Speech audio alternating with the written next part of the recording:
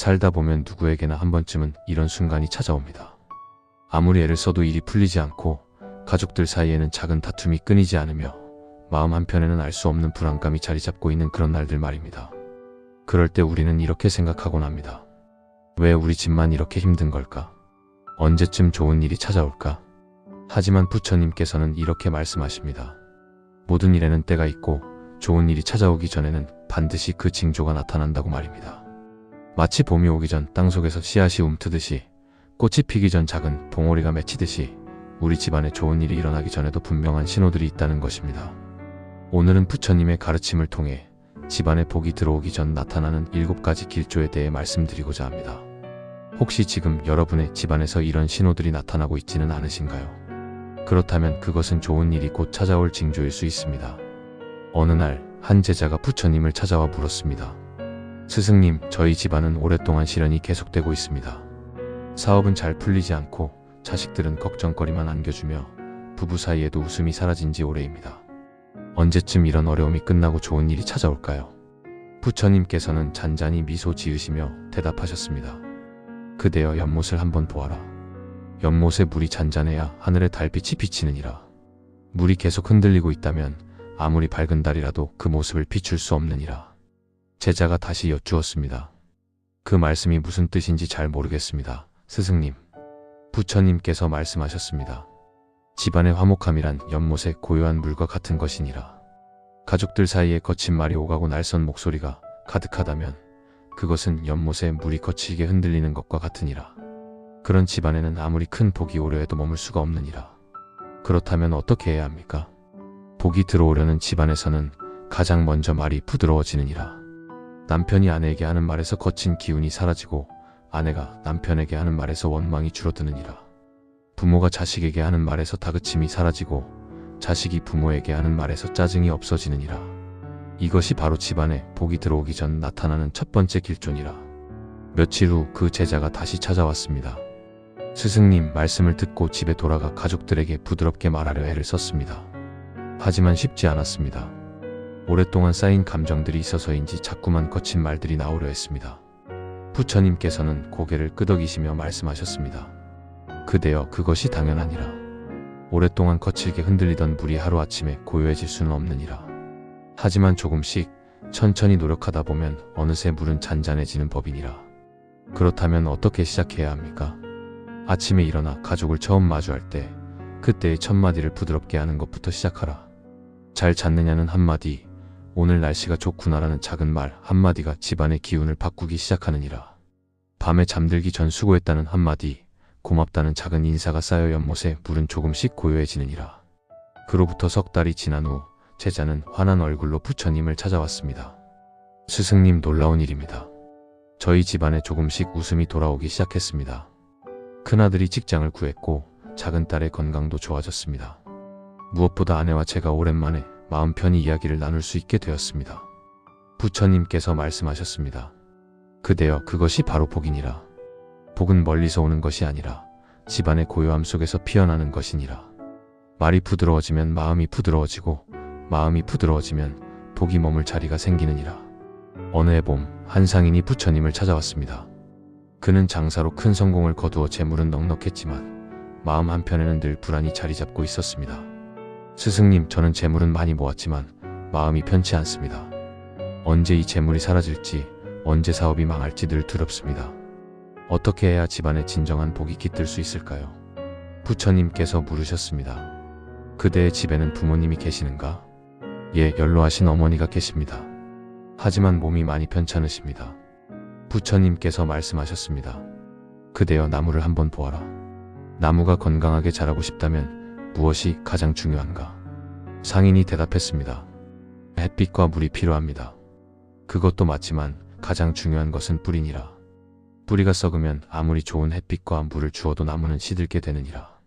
집안의 어른은 바로 그 나무의 뿌리와 같은 존재니라. 그 말씀은 집안의 어른이 건강하고 마음이 평안하면 그 집안 전체에 생기가 돌기 시작하느니라. 반대로 집안의 어른이 병들고 근심에 쌓여 있으면 아무리 재물이 많아도 그 집안에는 복이 머물지 않느니라. 그러므로 집안에 복이 들어오려 할 때 가장 먼저 나타나는 징조 중 하나가 바로 집안 어른의 건강이 좋아지는 것이니라. 상인은 곰곰이 생각하다가 물었습니다. 스승님, 그렇다면 어머니의 건강을 위해 제가 무엇을 해야 합니까? 좋은 약을 구해야 합니까? 명의를 찾아야 합니까? 부처님께서 미소 지으시며 답하셨습니다. 약도 중요하고 의원도 중요하지만 그보다 더 중요한 것이 있느니라. 그대의 정성과 요심이 바로 최고의 약이니라. 어머니께서 편찮으시다면 그대가 직접 어머니의 손을 잡아드리고 따뜻한 말씀을 건네며 곁에서 시간을 함께하는 것이니라. 그것이 어머니의 마음을 편안하게 하고 마음이 편안해지면 몸도 서서히 건강을 되찾게 되느니라. 하지만 스승님, 저는 장사가 바빠서 어머니께 자주 찾아뵙지 못했습니다. 그대여, 아무리 바쁜 장사라도 하루에 1시간은 낼 수 있지 않은가? 그 1시간을 어머니와 함께하라. 그것이 그대의 사업을 더욱 번창하게 만드는 길이니라. 효도는 복의 근원이니라. 그로부터 석 달 후 상인은 기쁜 마음으로 부처님을 찾아왔습니다. 스승님, 놀라운 일입니다. 매일 어머니께 찾아뵙고 시간을 함께 보내기 시작했습니다. 처음에는 어머니께서 몸이 너무 편찮으셔서 말씀도 제대로 하시지 못하셨습니다. 하지만 제가 손을 잡아드리고 옛날 이야기를 들려드리고 함께 밥을 먹으며 시간을 보내자 어머니의 안색이 점점 좋아지기 시작했습니다. 그리고 나서는 지난주부터 어머니께서 다시 걸으실 수 있게 되셨습니다. 그리고 식사도 잘하시고 웃음도 많아지셨습니다. 무엇보다 신기한 것은 어머니의 건강이 좋아지면서 저희 집안 전체의 분위기가 밝아졌다는 것입니다. 자식들도 할머니를 자주 찾아뵙고 아내도 시어머니를 정성껏 모시게 되었습니다. 그러자 장사도 더 잘 되기 시작했습니다. 부처님께서 말씀하셨습니다. 그대여, 그것이 바로 복의 순환이니라. 집안에 뿌리인 어른을 잘 모시면 그 복이 온 가족에게 퍼져나가느니라. 효도는 모든 복의 근원이요, 집안 어른이 건강하고 마음 편안한 것은 큰 복이 들어오기 전 나타나는 분명한 길조니라. 어느 날 저녁, 한 부부가 함께 부처님을 찾아왔습니다. 남편이 먼저 입을 열었습니다. 스승님, 저희 부부는 결혼한 지 20해가 넘었습니다. 처음에는 서로 사랑하며 잘 지냈지만 세월이 흐르면서 작은 일로도 자주 다투게 되었습니다. 요즘은 하루에도 몇 번씩 말다툼을 하고 때로는 며칠씩 말을 하지 않기도 합니다. 이런 집안에 어떻게 복이 들어올 수 있겠습니까? 아내도 한숨을 쉬며 말했습니다. 저도 이러고 싶지 않습니다. 하지만 자꾸만 남편의 말과 행동이 거슬리고 제 자신도 모르게 날카로운 말들이 튀어나옵니다. 부처님께서는 두 사람을 따뜻하게 바라보시며 말씀하셨습니다. 그대들이여, 거울 두 개를 마주 보게 해놓으면 어떻게 되는지 아는가? 부부가 고개를 갸우뚱하며 대답했습니다. 잘 모르겠습니다, 스승님. 서로의 모습이 끊임없이 비치면서 반사가 계속되느니라. 한쪽 거울의 작은 먼지가 다른 거울에 비치고 그것이 다시 반사되어 점점 더 크게 보이느니라. 부부의 다툼도 이와 같으니라. 무슨 말씀이신지 부처님께서 설명하셨습니다. 남편의 작은 실수가 아내의 눈에 크게 비치고 아내의 날카로운 말이 남편의 마음에 상처를 주느니라. 그 상처가 다시 거친 말이 되어 아내에게 돌아가고 그것이 또다시 더 큰 다툼으로 번지느니라. 이것이 바로 거울의 반사와 같은 것이니라. 남편이 물었습니다. 그렇다면 어떻게 이 악순환을 끊을 수 있습니까? 그대여, 거울의 반사를 멈추고 싶다면 어떻게 해야 하겠는가? 거울을 치우거나 아니면 각도를 바꾸어야 할 것 같습니다. 맞느니라. 부부간의 다툼을 멈추고 싶다면 그대가 먼저 거울의 각도를 바꾸어야 하느니라. 아내가 날카로운 말을 하면 그대도 똑같이 날카로운 말로 받아치는 것이 아니라 한번 깊이 숨을 쉬고 부드러운 말로 대답하는 것이니라. 아내가 말했습니다. 하지만 스승님, 그게 쉽지 않습니다. 화가 날 때는 참기가 너무 어렵습니다. 부처님께서 말씀하셨습니다. 그대여, 쉽지 않다는 것을 알고 있느니라. 하지만 집안에 복이 들어오려면 누군가는 먼저 시작해야 하느니라. 그것이 바로 부부 중 한 사람이 먼저 다툼을 멈추는 것이니라. 그렇게 하면 정말로 다툼이 줄어들까요? 들어보라. 한 마을에 두 집이 있었느니라. 한 집은 아침부터 저녁까지 부부싸움이 끊이지 않았고 다른 한 집은 늘 웃음소리가 가득했느니라.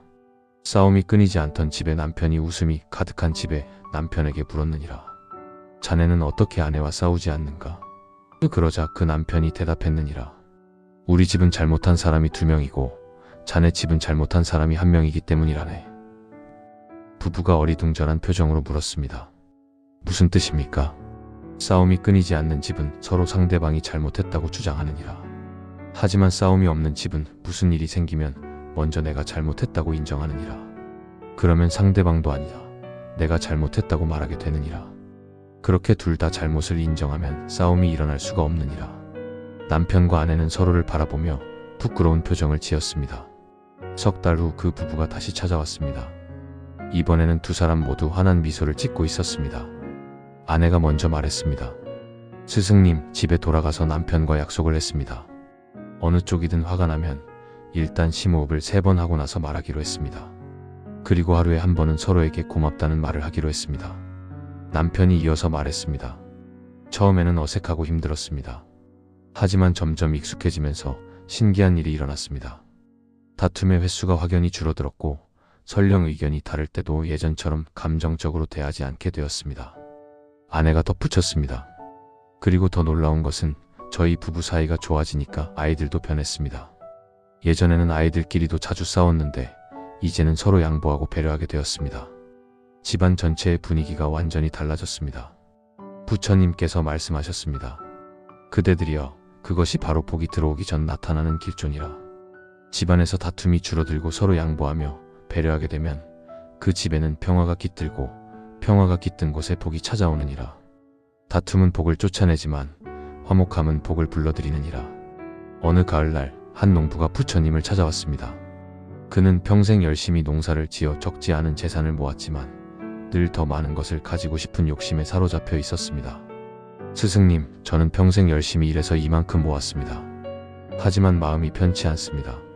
항상 누군가 제 것을 빼앗아 갈까 두렵고 조금이라도 손해를 보면 밤새 잠을 이루지 못합니다. 어떻게 하면 마음 편히 잘 살 수 있을까요? 부처님께서 물으셨습니다. 그대는 그동안 모은 재물로 무엇을 하려 하는가?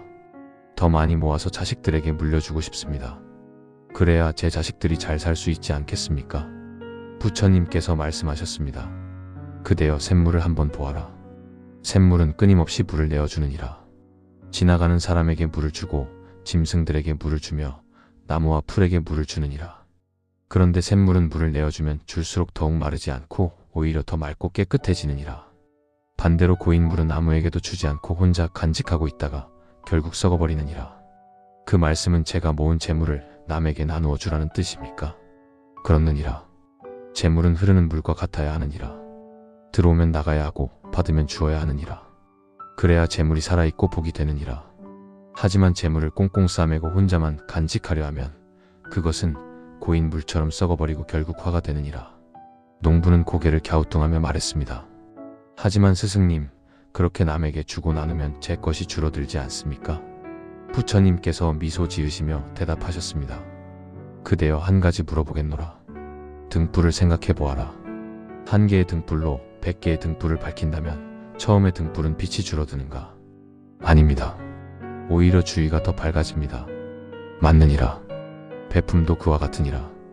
그대가 가진 것을 나누면 그대의 것이 줄어드는 것이 아니라 오히려 더 큰 복으로 돌아오느니라. 이것이 우주의 이치니라.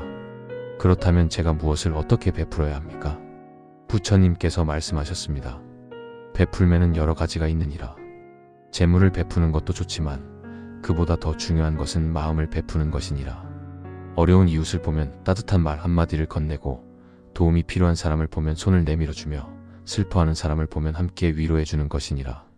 이런 작은 베품들이 모여 큰 복을 이루느니라.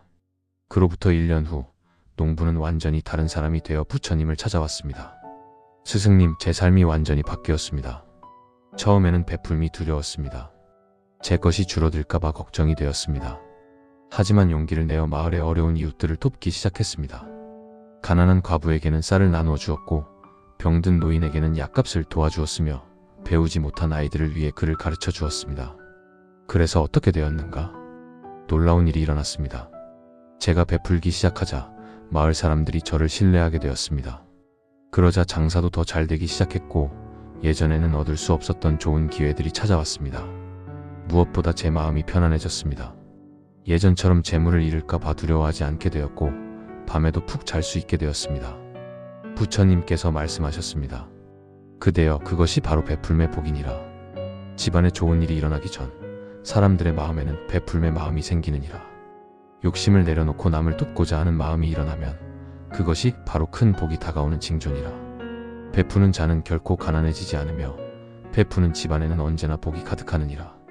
어느 겨울날 한 부유한 상인이 부처님을 찾아왔습니다. 그는 큰 저택에 살고 있었고 하인들이 수십 명이나 되었으며 창고에는 재물이 가득했습니다. 하지만 그의 얼굴에는 웃음이 없었습니다. 스승님, 저는 이 세상의 모든 것을 가진 것 같은데도 행복하지 않습니다. 항상 무언가 부족한 것 같고 더 가지고 싶은 욕심만 끊임없이 생깁니다. 이것이 왜 그런 것일까요? 부처님께서는 잠시 침묵하시다가 말씀하셨습니다. 그대여, 지금 그대가 앉아있는 이 자리, 따뜻한 햇살이 내리쬐는 이 순간, 부드러운 바람이 불어오는 이 시간에 대해 감사한 적이 있는가? 상인은 어리둥절한 표정으로 대답했습니다. 그런 것에 감사해야 할 이유가 있습니까? 그것들은 누구에게나 주어지는 것 아닙니까? 부처님께서 말씀하셨습니다. 바로 그것이 문제니라. 그대는 큰 것에만 눈이 가 있어 작은 것들의 소중함을 보지 못하느니라. 햇살이 있어 따뜻하고 바람이 있어 시원하며 물이 있어 목마름을 해소할 수 있다는 것이 얼마나 큰 복인지 모르는구나. 하지만 그런 것들은 당연한 것 아닙니까? 그대여, 세상에 당연한 것은 하나도 없느니라. 아침에 눈을 뜰 수 있다는 것, 두 다리로 걸을 수 있다는 것, 맛있는 음식을 먹을 수 있다는 것, 사랑하는 가족이 곁에 있다는 것, 이 모든 것이 기적이요 축복이니라. 상인은 고개를 숙이며 말했습니다. 제가 너무 오만했습니다, 스승님. 부처님께서 계속 말씀하셨습니다. 한 가지 이야기를 들려주겠노라. 옛날 어느 마을에 두 농부가 살고 있었느니라. 한 농부는 넓은 땅을 가지고 있었지만 항상 불평했느니라. 비가 너무 많이 온다. 해가 너무 뜨겁다. 수확이 작년보다 적다고 말이니라. 다른 농부는 작은 땅을 가지고 있었지만 언제나 감사했느니라. 비가 와서 곡식이 자란다. 해가 떠서 곡식이 익는다. 이만큼이라도 수확할 수 있어서 감사하다고 말이니라. 그래서 어떻게 되었습니까? 세월이 흐른 후 불평하던 농부의 집안은 점점 가난해졌느니라. 아무리 많은 재산이 있어도 불평과 불만 속에서는 복이 머물 수 없었기 때문이니라. 반면 감사하던 농부의 집안은 점점 번창했느니라. 작은 것에도 감사하는 마음이 더 많은 복을 불러들였기 때문이니라. 상인이 물었습니다. 그렇다면 저는 어떻게 감사하는 마음을 가질 수 있습니까? 부처님께서 말씀하셨습니다. 매일 아침 눈을 뜨면 오늘 하루 감사할 세 가지를 생각해보라. 아무리 작은 것이라도 좋으니라. 오늘도 건강하게 일어났다. 사랑하는 가족이 곁에 있다. 먹을 음식이 있다는 것만으로도 충분하니라. 그리고 밤에 잠들기 전에는 오늘 하루 감사했던 일들을 떠올려보라. 그렇게 매일 감사하는 연습을 하다 보면 그대의 마음이 서서히 바뀌기 시작할 것이니라. 석 달 후 상인이 다시 찾아왔습니다. 이번에는 그의 얼굴에 환한 미소가 가득했습니다. 스승님, 제 삶이 완전히 달라졌습니다. 매일 아침 저녁으로 감사한 일들을 떠올리는 습관을 들이자 놀라운 일이 일어났습니다. 처음에는 감사할 거리를 찾기가 어려웠습니다. 하지만 점점 눈에 보이기 시작했습니다. 하인들이 열심히 일해주는 것, 아내가 맛있는 음식을 준비해주는 것, 자식들이 건강하게 자라는 것, 이 모든 것이 감사한 일들이었습니다. 그래서 어떻게 되었는가? 제가 감사하기 시작하자 주변 사람들도 달라졌습니다. 하인들이 더욱 열심히 일하게 되었고 아내와의 관계도 좋아졌으며 자식들도 더 효도하게 되었습니다. 무엇보다 제 사업이 전보다 훨씬 더 잘 되기 시작했습니다. 예전에는 놓쳤던 기회들이 보이기 시작했고 좋은 인연들도 많이 만나게 되었습니다. 부처님께서 말씀하셨습니다. 그대여, 그것이 바로 감사의 힘이니라. 감사하는 마음이 커지면 그 집안에는 복이 쌓이기 시작하느니라. 불평과 불만은 복을 쫓아내지만 감사와 만족은 복을 불러들이느니라. 집안에 좋은 일이 일어나기 전에는 반드시 가족들의 마음속에 감사하는 마음이 커지느니라. 이것이 복이 들어오는 5번째 길조니라. 어느 봄날 한 젊은이가 부처님을 찾아왔습니다. 그는 원래 부지런했던 사람이었지만 몇 년 전 큰 실패를 겪은 후로 의욕을 잃고 하루하루를 무기력하게 보내고 있었습니다. 스승님, 저는 예전에 열심히 살았습니다. 하지만 사업이 망하고 많은 빚을 지게 되었습니다. 그 후로 무엇을 해도 잘 안되고 의욕도 생기지 않습니다. 아침에 일어나기도 힘들고 하루 종일 무기력하게 지냅니다. 이런 제가 다시 일어설 수 있을까요? 부처님께서 물으셨습니다. 그대여, 새벽을 본 적이 있는가? 예, 있습니다. 하지만 요즘은 늦게 일어나서 새벽을 보지 못합니다. 부처님께서 말씀하셨습니다. 새벽은 하루 중 가장 고요하고 청정한 시간이니라. 어둠이 물러가고 빛이 찾아오는 그 순간 만물이 새롭게 깨어나느니라. 새들은 지저귀고 꽃들은 이슬을 머금으며 세상 모든 것이 생동하기 시작하느니라.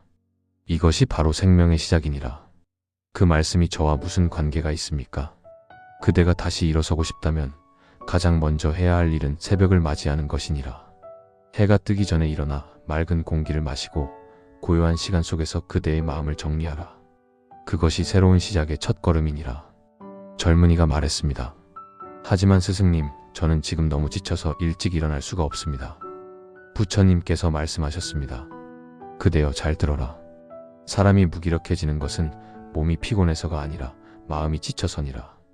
마음이 지치면 아무리 많이 쉬어도 피곤함이 가시지 않느니라. 하지만 마음의 목표와 희망이 생기면 조금 피곤해도 일어설 수 있는 힘이 생기느니라. 그렇다면 어떻게 해야 마음의 목표가 생깁니까? 작은 것부터 시작하라. 내일 아침 해가 뜨기 1시간 전에 일어나 보라. 그리고 마당을 쓸고 물 한 잔을 마시며 오늘 하루 무엇을 할지 생각해보라. 그것만으로도 그대의 하루는 달라지기 시작할 것이니라. 젊은이는 반신반의하며 집으로 돌아갔습니다. 다음날 새벽 그는 억지로라도 일찍 일어났습니다. 처음에는 너무 졸리고 힘들었습니다. 하지만 밖으로 나가 차가운 새벽 공기를 마시자 조금씩 정신이 맑아지기 시작했습니다. 며칠이 지나자 신기한 일이 일어났습니다.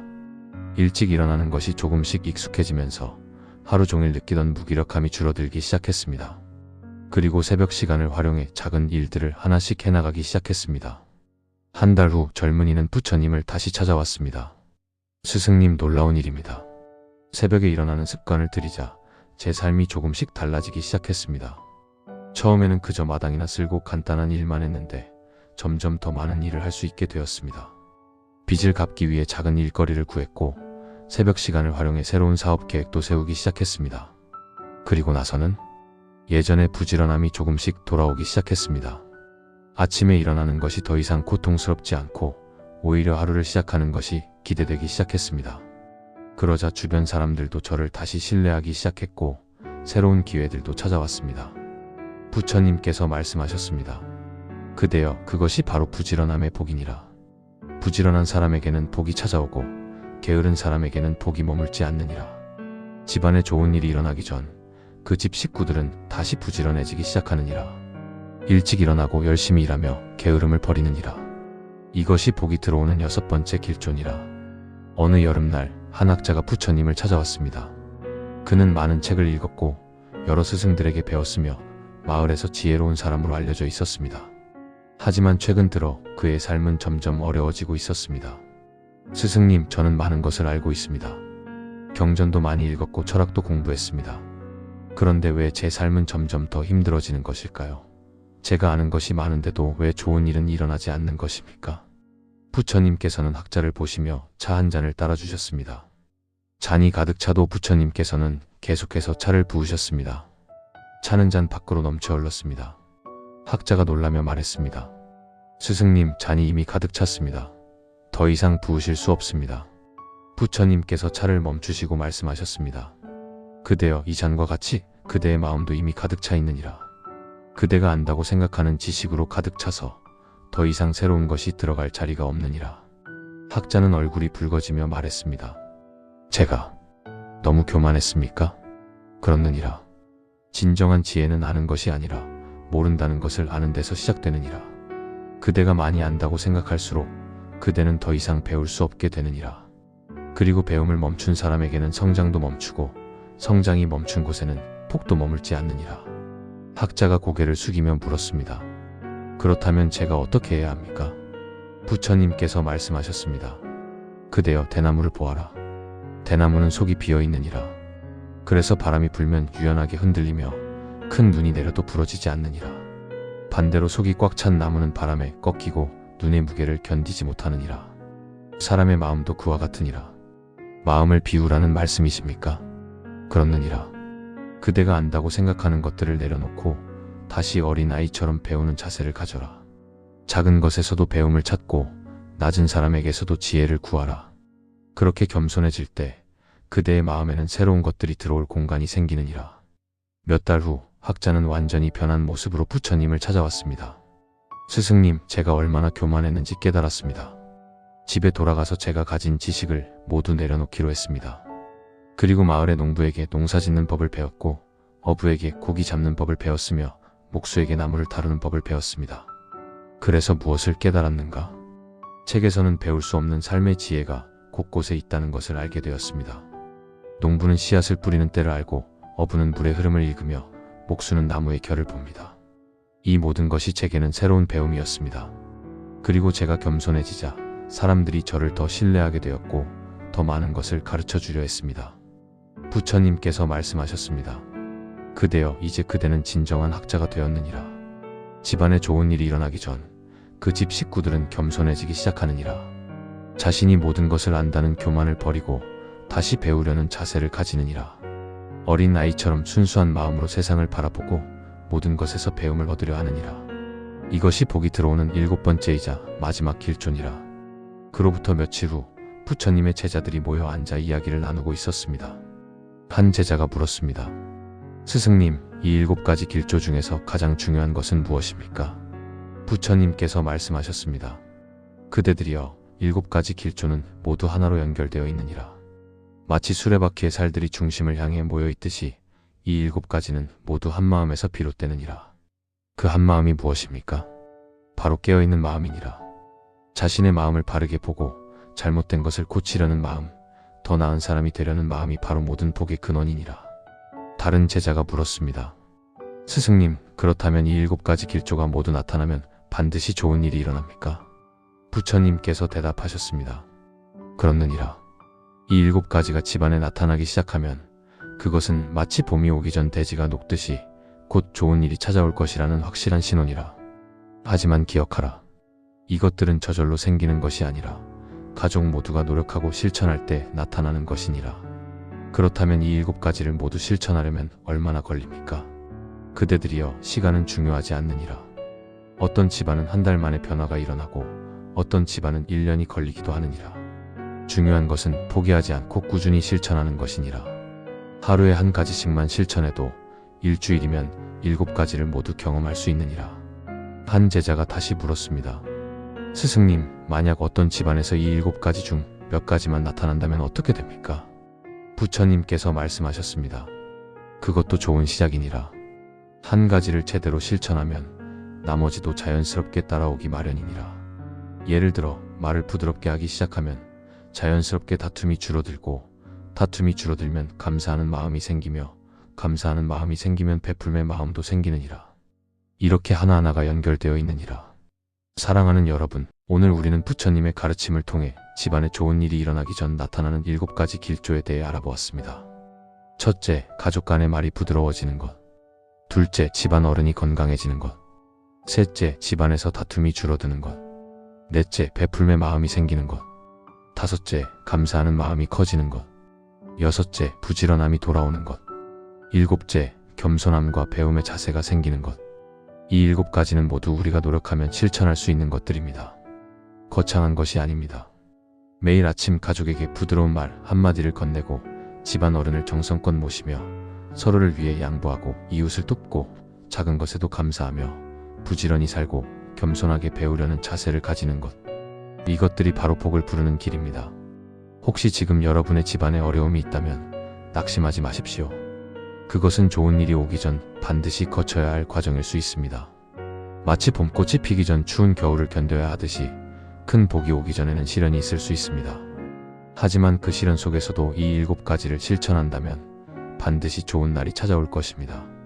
지금 이 순간부터 시작하십시오. 오늘 저녁 가족들과 저녁 식사를 하며 부드러운 말을 건네보십시오. 내일 아침 일찍 일어나 집안을 정돈하며 감사한 마음을 가져보십시오. 이번 주말 이웃 중 어려운 사람이 있다면 작은 도움이라도 베풀어 보십시오. 이렇게 하나씩 실천하다 보면 어느새 여러분의 집안에도 이 7가지 길조가 나타날 것입니다. 그리고 그때 여러분은 깨닫게 될 것입니다.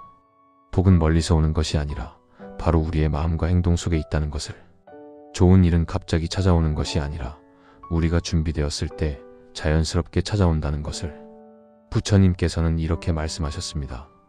복을 구하지 말고 복이 머물 집을 만들라. 여러분의 집안이 복이 머물 수 있는 따뜻하고 평화로운 곳이 되기를 바랍니다. 가족 모두가 서로를 사랑하고 존중하며 감사하는 마음으로 하루하루를 살아가는 집안이 되기를 기원합니다. 그러면 반드시 좋은 일들이 찾아올 것입니다. 작은 좋은 일부터 시작해서 점점 더 큰 복들이 여러분의 집안에 가득 차게 될 것입니다. 나무아미타불 관세음보살. 오늘도 이 말씀이 여러분의 삶에 작은 도움이 되기를 바랍니다. 여러분의 집안에 평안과 기쁨이 가득하시기를 기도합니다. 항상 건강하시고 행복하시길 바랍니다. 감사합니다.